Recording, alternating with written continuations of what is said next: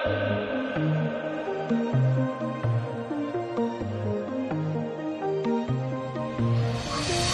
what's up guys?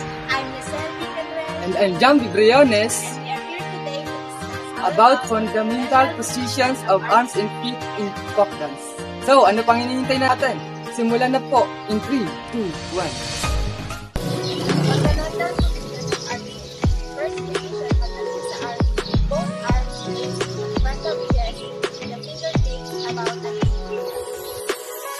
Pagdating sa first position sa arms, nakataas yung magkabilang braso na pabilog sa harap ng dibdib na may dulo ng daliri na halos isang pulgada yung tayo.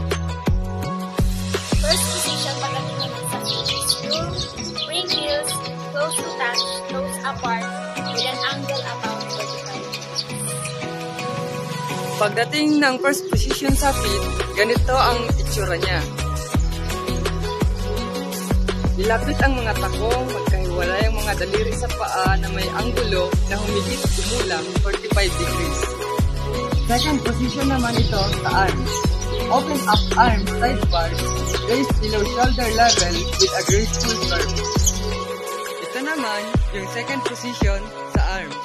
Yan po, makikita nyo, nakabuka ang mga kamay. Second position, bring feet apart sideward. Third position naman pagdating sa arms. Raise one arm overhead while other arm remains in second position. Pagdating naman sa third position sa arms, yung isang braso itataas habang yung isang braso naman ay parang nananatili sa second position. Third position sa feet. Heel of one foot close to instep of other foot.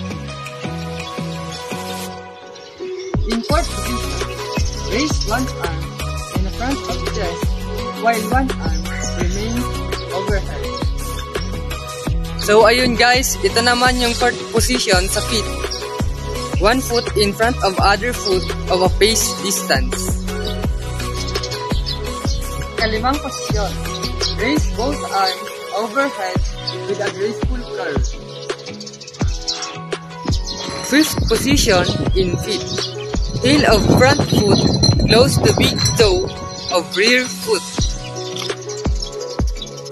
Ngayon naman, discuss naman natin yung combination of arms and feet. First position. Pagdating sa arms, both raise forward in a circle in front of chest with the fingertips about an inch apart. Sa feet naman po, heels close together, toes with an angle of about 45 degrees. Yan po ang itsura niya. Ngayon naman is yung second position. Kabilang pa to sa combination of arms and feet. Sa second position, pagdating sa arms, both raise sideward with a graceful curve at shoulder level. Second position naman po sa feet, astride sideward about a pace or a foot distance. Dumako naman tayo sa third position of arms. One arm raised sideward as in second position or other arm raised upward. Ganyan po ang itsura. At sa feet naman po, heel of one foot close to instep of other foot. Fourth position of arms. One arm raised in front as in first position, other arm raised overhead. At sa fourth position in feet, one of foot in front of other foot of a pace distance. Ikalimang posisyon, arms, both arms raised overhead. Ikalimang posisyon sa feet, heel of front foot close to big toe of rear foot. So, ayun nga guys, natapos na namin i-discuss yung fundamental position of arms and feet of folk dance. Ano nga ba ang kahalagahan ng fundamental position of arms and feet in folk dance? Yan, tama. Ano nga ba yung talaga, yung bakit kailangan natin ito pag-aralan? It is important that we should learn the fundamental positions of arms and feet in folk dance because dancing folk dance is not a joke.